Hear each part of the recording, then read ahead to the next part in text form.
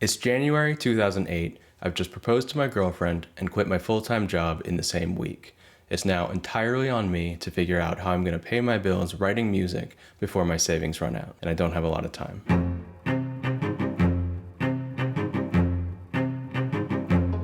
Hey guys, welcome to my channel. If you're new here, my name is Ryan. I'm a composer for film, TV, and video games, and I also love figuring out and talking about the way that writing music works. For more videos about writing music and working as a composer, please remember to subscribe.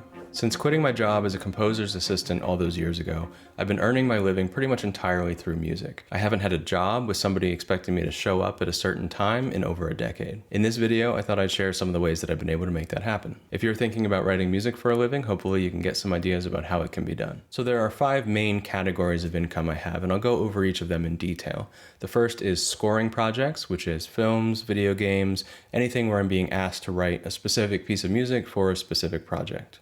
Next is library music or production music, and that'll be a track I write ahead of time that gets put into a catalog and used in a project at a later time. There's also corporate projects, which is music a company might use at a conference or promotional materials or advertising, those kind of things. I also teach private lessons in composition and music theory, and there's this category I call other, which is maybe just small odd jobs I pick up here and there. I really do want to emphasize that this is a collection of many different sources of income. As great as it would be to be the in-house composer for a studio like it was in the golden era, it doesn't really work like that anymore. Composers usually nowadays are freelancers who are picking up jobs from many different sources. It's very different from a job where you show up at a certain time and your boss tells you what to do. You're really responsible for managing your time, managing your hustle, taking care of your business. The author Martin Meadows says, "As an author and entrepreneur, my income depends on my ability to focus. There's nobody standing by me, telling me to work.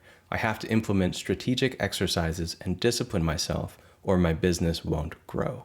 If that sounds too difficult or like too much to manage, then being a freelance composer might not be for you. You need to look for a career path with a bit more stability. So here's a breakdown of the rough proportions of those main categories. This is based on loose averages of the last 5 years. So you can see that library music makes up anywhere from 50 to 75% of my income. In case you missed 2020, it was a tough year for a lot of my clients, so actually ASCAP got me through a big part of that. Scoring projects and corporate projects are anywhere from 15 to 20% of my income. Teaching is something I really enjoy doing, but it's actually not something I spend a lot of time on, so that's only maybe 2 to 3% of my income. And then I didn't even include the other category on this chart because it really is just small little bits and pieces here and there. So let's get into more detail on the different categories. Like you saw on the chart, library music makes up the biggest chunk of my income, and that's mostly in royalties from ASCAP.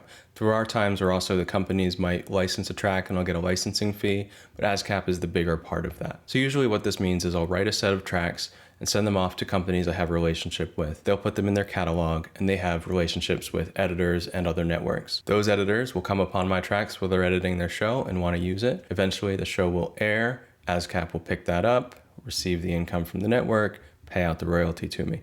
It is a very long-term situation. From when I write the check to when I receive that royalty can be many years depending on the track and the situation. So it's not something that you can just be like, hey, I need to pay rent next week, I'll go write some library tracks. It really doesn't work like that. It's something I've been working on for well over a decade. As soon as I left my job as a composer's assistant, I got started on library tracks. And it's something you really have to just consistently keep up with.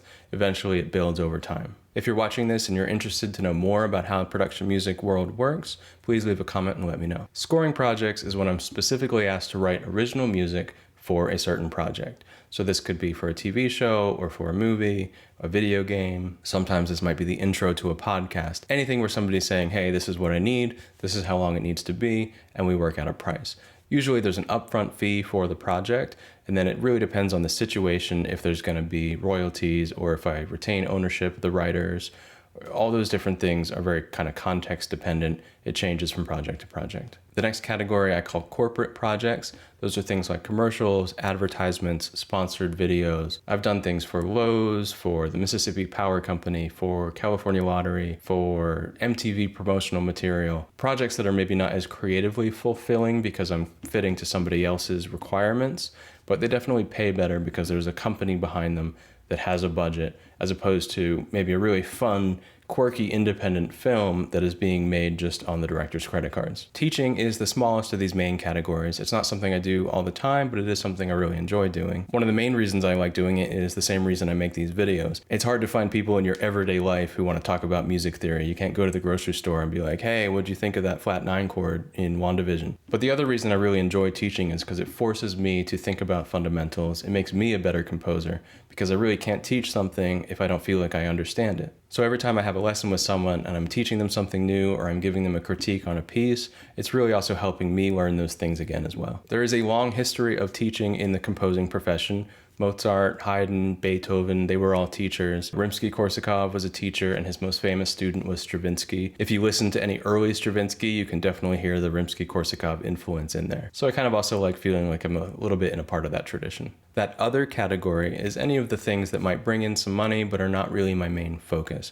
So I don't really gig a lot. I might play bass on the occasional project for a friend, or if somebody I knew needed a keyboard player in a pinch, I might jump in, but it's not something I really spend a lot of time doing.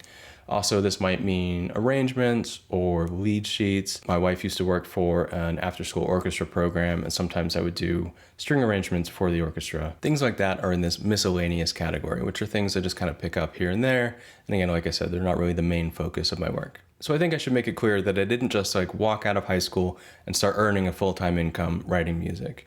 I did go to Berklee College of Music after high school for 4 years, and then after that I moved to LA. Through connections via Berklee, I got a job for composer Michael Levine, who was working on Cold Case and Close to Home at the time. I think of my time working for Michael as kind of my version of graduate school for film scoring, because I learned a ton from him. He was very generous about sharing his ideas and showing me how things worked. And then while I was working for Michael, he moved into Hans Zimmer's Remote Control Productions, and I picked up a lot of experience and a lot of good credits working there.